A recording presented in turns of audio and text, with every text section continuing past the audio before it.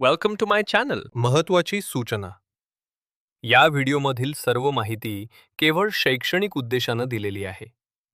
ही कोणत्याही प्रकारची गुंतवणूक सल्ला नाही. गुंतवणूक करण्यापूर्वी कृपया स्वतःचा अभ्यास करा किंवा आपल्या आर्थिक सल्लागाराचा सल्ला घ्या. या व्हिडिओतील माहितीवर आधारित घेतलेल्या कोणत्याही निर्णयासाठी आम्ही जबाबदार राहणार नाही. धन्यवाद. आजच्या या सखोल चर्चेत आपण एका खूपच रंजक गोष्टीवर बोलणार आहोत. म्हणजे विचार करा, जर एका वर्षात एखाद्याच्या पगारात घसघशीत 13% वाढ झाली, पण वर्षाअखेरीस जेव्हा तो बँक खाता बघतो तेव्हा त्याची बचत मात्र केवळ 5%नेच वाढलेली दिसते, तर साहजिकच पहिला विचार काय येईल? नक्कीच हेच वाटेल की उत्पन्न वाढलंय, पण खर्च त्याहून जास्त वेगाने वाढलाय. अगदी तेच. म्हणजे खिशाला कुठेतरी भोग पडलंय. आणि नुमामा वेलच्या ताज्या अहवालात नेमकं हेच घडलंय. होय ना. एखाद्या कंपनीचा तिमाही अहवाल हा खरं तर विद्यार्थ्याच्या प्रगती पुस्तकासारखा असतो. म्हणजे महसूल किंवा रेव्हेन्यू म्हणजे विद्यार्थ्याला मिळालेले एकूण गुण. पण निव्वळ नफा म्हणजे त्या विद्यार्थ्याने किती हुशारीने आणि आपला वेळ, ऊर्जा, खर्च आटोक्यात ठेवून तो अभ्यास केला हे दर्शवतो. आज आपण नुमामा वेल्थच्या चौथ्या तिमाहीच्या म्हणजे Q4च्या प्रगती पुस्तकाचं विश्लेषण करणार आहोत. आणि हे विश्लेषण म्हणजे फक्त आकडेवारीची जंत्री नाहीये. ह्या आकड्यांच्या आत दडलेली कथा खूप मोठी आणि रंजक आहे. हो, आणि तीच आपल्याला उलगडायची आहे. नक्कीच. कारण भारतासारख्या वेगाने विकसित होणाऱ्या देशात संपत्ती व्यवस्थापन किंवा ज्याला आपण वेल्थ मॅनेजमेंट म्हणतो, हे क्षेत्र आता एका अत्यंत महत्त्वाच्या वळणावर आहे. बरोबर. नुआमा वेल्थच्या या तिमाहीतील कामगिरीत हीच मोठी लाट कशी परावर्तित होतीये हे पाहणं खरोखरच उद्बोधक आहे. जेव्हा आपण ह्या अहवालातील आकडे पाहतो ना, तेव्हा ते केवळ एका कंपनीच्या जमा खर्चाचा हिशेब नसतात. मग ते काय दर्शवतात? ते अर्थव्यवस्थेतील एका मोठ्या बदलाची, भारतीयांच्या बदलणाऱ्या मानसिकतेची दिशा दर्शवतात. म्हणजे तो एक मोठा ट्रेंड आहे. आणि म्हणूनच थेट या प्रगती पुस्तकातील मुख्य आकडेवारीकडे वळूया, कारण इथेच तो खरा विरोधाभास दडलेला आहे. अगदी. या तिमाहीत कंपनीचा महसूल मागील वर्षातील 1120 कोटी रुपयांवरून 13% वाढून 1269 कोटी रुपयांवर पोचला आहे. ही 13% वाढ वरवर पाहता खूपच उत्तम वाटते. हो, उत्तमच आहे ती. पण जेव्हा आपण निव्वळ नफ्याकडे म्हणजे नेट प्रॉफिटकडे पाहतो तेव्हा तो केवळ 5% वाढलेला दिसतो. मागील वर्षीच्या 255 कोटी रुपयांवरून तो आता 269 कोटी रुपयांवर गेलाय. महसूल इतक्या वेगाने वाढत असताना नफा त्या वेगाने का वाढत नाहीये? सुरुवातीला आपण जे पगाराचं उदाहरण दिलं तसाच काहीसा प्रकार इथे घडतोय का? अगदी तसाच प्रकार घडतोय. आणि या अहवालाचं सर्वात मोठं सार याच तफावतीत दडलंय. नफ्यातील ही 5% वाढ महसुलातील 13% वाढीपेक्षा लक्षणीयरित्या कमी आहे. हो, खूपच कमी आहे. याचं मुख्य कारण म्हणजे कंपनीचा वाढता खर्च. फायनान्सच्या भाषेत सांगायचं तर त्यांचे ऑपरेटिंग एक्सपेन्सेस वेगाने वाढत आहेत. बरं. आता इथे आपल्याला हे समजून घ्यावं लागेल की वेल्थ मॅनेजमेंट हा व्यवसाय चालतो कसा. हा काही असा व्यवसाय नाहीये जिथे तुम्ही एकदा एखादा मोठा कारखाना उभारला आणि मग वर्षानुवर्ष त्यातून उत्पादन काढत राहिलात. म्हणजे इथे कच्चा माल हा लोखंड किंवा सिमेंट नसून माणसं आणि सॉफ्टवेअर आहेत. बरोबर. मी असाच विचार करत होतो. तंतोतंत. वेल्थ मॅनेजमेंटमध्ये सर्वात महत्त्वाची भूमिका असते ती रिलेशनशिप मॅनेजर्सची, म्हणजेच RMची. जेव्हा एखादी कंपनी वेगाने विस्तार करत असते तेव्हा उत्तम टॅलेंट म्हणजे हुशार आणि अनुभवी कर्मचारी टिकवून ठेवणं किंवा दुसऱ्या कंपन्यांमधून असे कर्मचारी आपल्याकडे खेचून आणणं यासाठी खूप मोठी किंमत मोजावी लागते. अच्छा, म्हणजे तो खर्च आहे. हो. एक चांगला रिलेशनशिप मॅनेजर जेव्हा कंपनीत येतो तेव्हा तो आपल्यासोबत त्याचे अनेक अतिश्रीमंत ग्राहक म्हणजे हाय नेटवर्थ इंडिव्हिज्युअल्स सुद्धा घेऊन येतो. अरे वा. म्हणजे तो एकटा येत नाही तर बिझनेस घेऊन येतो. अगदी बरोबर. त्यामुळे या टॅलेंटसाठी सध्या बाजारात एक प्रकारची शर्यतच लागलीय आणि कंपन्या प्रचंड पैसा खर्च करत आहेत. याशिवाय नवीन अत्याधुनिक तंत्रज्ञानावर खर्च करणं, सायबर सिक्युरिटी मजबूत करणं आणि ग्राहकांना एक अतिशय उत्तम डिजिटल अनुभव देणं यासाठीची गुंतवणूक खूप मोठी आहे. पण मग याचा अर्थ असा होतो का की कंपनी जो नवीन पैसा कमवत आहे तो थेट ह्या वाढलेल्या खर्चातच खर्ची पडत आहे? होय. आणि यामुळेच कंपनीचा मार्जिन विस्तार मर्यादित राहिलाय. सोप्या भाषेत सांगायचं तर प्रत्येक नवीन 100 रुपये जे कंपनी महसूल म्हणून कमावते त्यातून नफ्यामध्ये रूपांतरित होणारा वाटा आता थोडा कमी झालाय. म्हणजे मार्जिन पिळलं जातंय. बरोबर. अहवालाच्या दृष्टिकोनातून हा एक चिंतेचा मुद्दा मानला जातो. पण या नाण्याला दुसरी बाजूही आहे. खर्च वाढत असला तरी यातून हे स्पष्ट होतंय की कंपनी भविष्यातील वाढीसाठी पायाभरणी करत आहे. मागणी मजबूत आहे आणि व्यवसाय वाढतोय, फक्त तो विस्तारण्याची किंमत सध्या थोडी जास्त मोजावी लागतेय. हे समजायला खूप सोपं झालं. व्यवसाय वाढत आहे पण तो चालवण्याचा खर्चही त्याच वेगाने वाढत आहे. आणि बाकीचे आकडेही हेच सांगतात. हो ना. जसं की इबिडा 575 कोटींवरून 9% वाढीसह 629 कोटींवर पोचलाय आणि प्रतिशेअर उत्पन्न म्हणजे EPS सुद्धा 14 रुपये 20 पैशांवरून फक्त 4% वाढून 14 रुपये 89 पैसे झाले. अगदी बरोबर. आता वार्षिक वाढीमध्ये थोडी खर्चाची तफावत असली तरी कंपनी सध्याच्या घडीला कशी धावतीये हे तपासण्यासाठी आपल्याला एका वेगळ्या दृष्टिकोनाची गरज आहे. आणि त्यासाठी मागील तिमाहीच्या आकडेवारीशी तुलना करणं खूप गरजेचं ठरतं, कारण वार्षिक आकडेवारी अनेकदा जुन्या गोष्टी लपवते. अगदी बरोबर. ज्याला फायनान्सच्या भाषेत आपण सिक्वेन्शियल इम्प्रूव्हमेंट किंवा तिमाही दर तिमाही वाढ म्हणतो. हो, आणि इथे आकडे खूपच बोलके आहेत.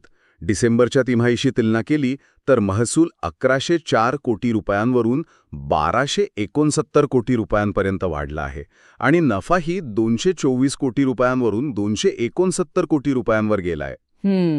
हे आकडे पाहिल्यावर मला एका लांब पल्ल्याच्या धावपट्टूची आठवण येते. सुरुवातीला तो एका लयीत धावत असतो, पण शर्यतीच्या मध्यातून तो अचानक आपला वेग वाढवतो, ज्याला आपण सेकंड विंड मिळणं असं म्हणतो. छान उदाहरण आहे. डिसेंबरपासून कंपनीने असाच काहीसा वेग पकडलाय असं दिसतंय. पण अचानक ही गती कुठून आली? हे सेकंड विंडचं उदाहरण या परिस्थितीला अगदी चपखल बसतं. जेव्हा आपण वार्षिक आकडेवारी पाहतो तेव्हा त्यात संपूर्ण वर्षभरातील अनेक चढ उतार, सणांचे महिने, सुट्ट्यांचा काळ असं बरंच काही समाविष्ट असतं. हो, ते सगळं मिसळलेलं असतं. पण तिमाही आकडेवारी आपल्याला व्यवसायाची सध्याची गती किंवा मोमेंटम काय आहे याची अगदी ताजी पावती देते. डिसेंबरपासून दिसणारी ही वाढ प्रामुख्याने एका गोष्टीमुळे आलीय आणि ती म्हणजे ग्राहकांचा वाढता सहभाग. ग्राहकांचा वाढता सहभाग म्हणजे नक्की काय? लोक अचानक जास्त पैसे गुंतवायला लागलेत का? नक्कीच.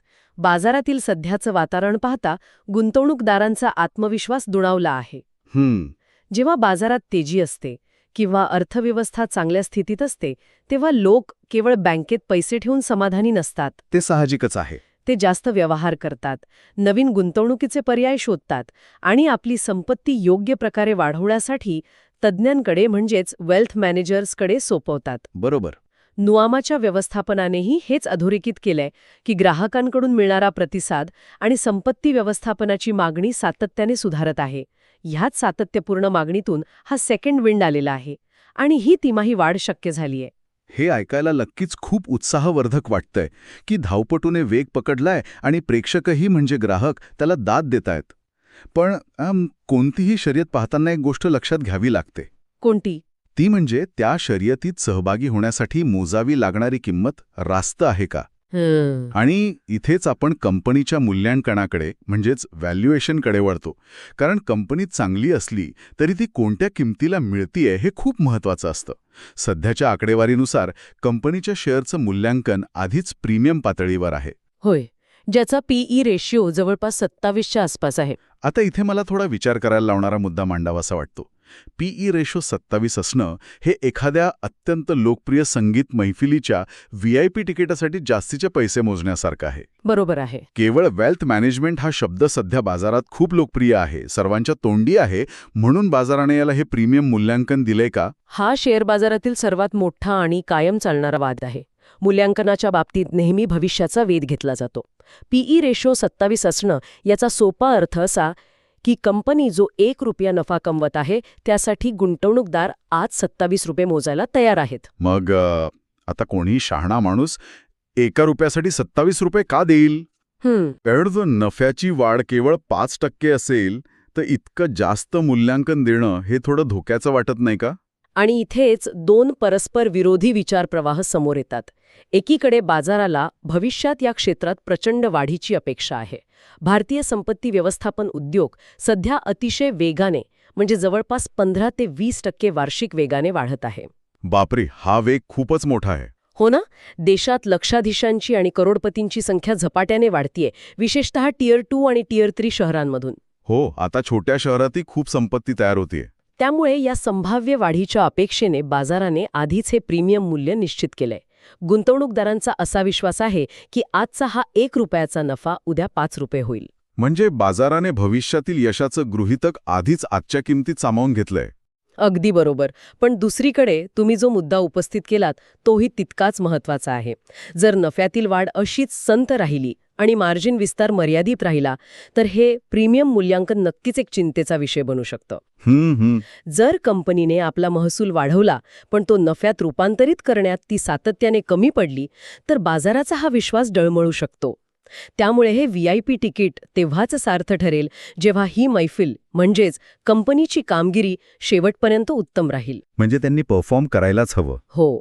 जर वाढत्या खर्चामुळे नफा असाच दाबता राहिला तर हे 27चा व्हॅल्युएशन टिकवून ठेवणं अत्यंत कठीण होईल. हे अगदी तंतोतंत जुळतंय.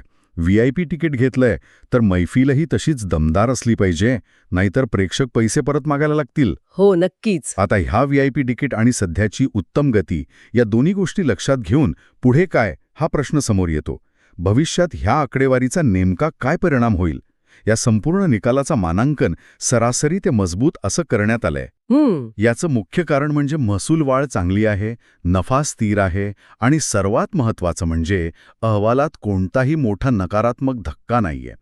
अल्पावधीचा विचार केल्यास या स्थिर वाढीमुळे बाजारातील वातावरण सकारात्मक राहू शकतं. बरोबर.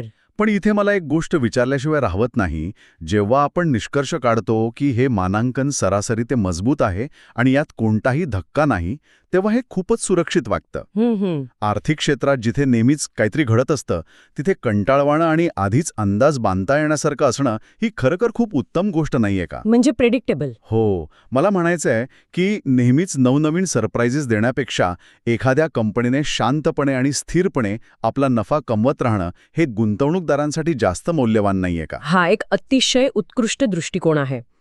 तुम्ही जो कंटाळवाणा हा शब्द वापरलात ना, तो फायनान्सच्या जगात एक मोठा दागिना मानला जातो. अच्छा. शेअर बाजाराला अस्थिरता किंवा धक्के अजिबात आवडत नाहीत. मग ते धक्के सकारात्मक असोत व नकारात्मक.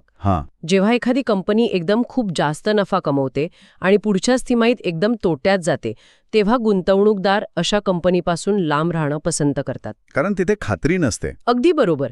याउलट व्यवसायातील स्थिर नफा, मजबूत महसूल वाढ आणि सातत्यपूर्ण कमाई या गोष्टी आर्थिक सेवा क्षेत्रात सर्वाधिक मौल्यवान मानल्या जातात. जगातील सर्वात यशस्वी आर्थिक संस्थांकडे जर तुम्ही पाहिलं तर त्यांचं कामकाज अत्यंत प्रेडिक्टेबल किंवा आधीच अंदाज बांधता येण्यासारखं असतं. म्हणजे त्यांच्याकडे कोणती जादूची छडी नसते तर फक्त सातत्य असतं. अगदी तसंच. व्यवस्थापनानेही हेच स्पष्ट केलंय की व्यवसायातील घडामोडी मजबूत आहेत आणि नफा स्थिर आहे. अल्पावधीत बाजाराला ही स्थिरता नक्कीच आवडेल, पण खरी ताकद दीर्घकाळात आहे. जेव्हा एखादी कंपनी वर्षानुवर्षे अशीच स्थिर कामगिरी करत राहते तेव्हा ती चक्रवाढ व्याजाप्रमाणेच म्हणजेच कंपाऊंडिंगच्या माध्यमातून प्रचंड संपत्ती निर्माण करते. खरंच आहे. भारताचं वेल्थ मॅनेजमेंट क्षेत्र अजूनही बाल्यावस्थेतून तारुण्यात प्रवेश करत आहे. त्यामुळे जोपर्यंत नुवामासारख्या कंपन्या नवीन ग्राहकांना जोडत राहतील, आपली गती कायम ठेवतील आणि नफ्याचे मार्जिन सांभाळतील, तोपर्यंत हा सुरक्षित प्रवासच त्यांना यशाच्या शिखरावर नेईल. खरोखर हा प्रवास आणि त्यामागील अर्थकारण समजून घेणं खूप रंजक होतं. तर आपण या संपूर्ण सखोल चर्चेचा थोडक्यात आढावा घेऊया. या प्रगती पुस्तकातून आपल्याला काय समजलं? पहिली गोष्ट म्हणजे नुवामा वेल्थने उत्तम महसूल वाढ दाखवली आहे. तो 13% वाढलाय. दुसरी गोष्ट, खर्चाच्या वाढीमुळे नफ्याची वाढ थोडी संथ म्हणजे 5% असली तरी ती स्थिर आहे. बरोबर. तिसरी गोष्ट, तिमाही दर तिमाही आकडेवारी पाहता व्यवसायाची सध्याची गती अतिशय मजबूत आहे. ग्राहकांचा सहभाग वाढतोय. आणि चौथी गोष्ट, या सर्वांमुळेच बाजारात कंपनीला एक प्रीमियम मूल्यांकन मिळालं आहे. थोडक्यात सांगायचं तर कंपनी वेगाने आणि योग्य दिशेने धावत आहे. फक्त नवीन टॅलेंट आणि तंत्रज्ञानावर होणारा वाढता खर्च आटोक्यात नेऊन तो नफ्यात कसा परावर्तित करायचा हे एकमेव आव्हान त्यांच्यासमोर आहे. अतिशय अचूक सारांश आहे. पण या चर्चेच्या शेवटी या आकडेवारीच्या पलीकडे जाऊन एका खूप मोठ्या आणि व्यापक बदलावर विचार करणं मला आवश्यक वाटतं. नक्कीच. कोणता विचार? हा विचार थोडा चक्रावून टाकणार आहे. जर नुवामा वेल्थसारख्या संपत्ती व्यवस्थापन करणाऱ्या कंपन्यांचा महसूल इतक्या वेगाने वाढतोय, ते नवीन शहरे पादाक्रांत करत आहेत, तर याचा अर्थ असा होतो का की सामान्य माणसाची पैशाकडे आणि गुंतवणुकीकडे पाहण्याची पद्धत आता मुळापासून बदलत आहे? म्हणजे तुम्हाला म्हणायचंय की लोक आता जुन्या पद्धती सोडून देत आहेत? हो, आपल्याकडे पिढ्यानपिढ्या चालत आलेले पारंपरिक बचतीचे मार्ग आहेत, जसे की बँकेत फिक्स्ड डिपॉझिट्स करणं, सोन्याचे दागिने किंवा बिस्किटे घेऊन ठेवणं, किंवा पोस्टाच्या सुरक्षित योजनांमध्ये पैसे गुंतवणं. हो, हे तर घरोघरी चालतं. पण आता ज्या वेगाने हा व्यावसायिक वेल्थ मॅनेजमेंट उद्योग फोफावत आहे, ते पाहता एक मोठा प्रश्न उभा राहतो. भविष्यात हे पारंपरिक बचतीचे मार्ग पूर्णपणे इतिहास जमा होतील का? हां, खरोखरच विचार करायला लावणारा मुद्दा आहे. होय, आणि केवळ अतिश्रीमंत लोकच नाही, तर उद्या सामान्य पगारदार व्यक्तीही आपली बचत डब्यात किंवा बँकेत न ठेवता ती वाढवण्यासाठी केवळ या व्यावसायिक वेल्थ मॅनेजर्सवरच अवलंबून राहील का? संपत्ती निर्मितीची आणि ती व्यवस्थापित करण्याची ही नवी लाट जुन्या पारंपरिक पद्धतींना कायमचे पुसून टाकेल का? हा अर्थव्यवस्थेतील एक असा बदल आहे ज्याचे परिणाम आपण येत्या दशकात नक्कीच पाहू. पैशाची व्याख्या आणि तो वाढवण्याची पद्धत आपल्या डोळ्यांदेखत बदलत आहे, आणि नुवामा वेल्थचे हे आकडे त्या मोठ्या बदलाची केवळ एक छोटीशी झलक आहे. अगदी खरंय. पारंपरिक बचतीकडून व्यावसायिक संपत्ती व्यवस्थापनाकडे होणारा हा प्रवास समाजाच्या आर्थिक साक्षरतेचा एक नवीन अध्याय असू शकतो.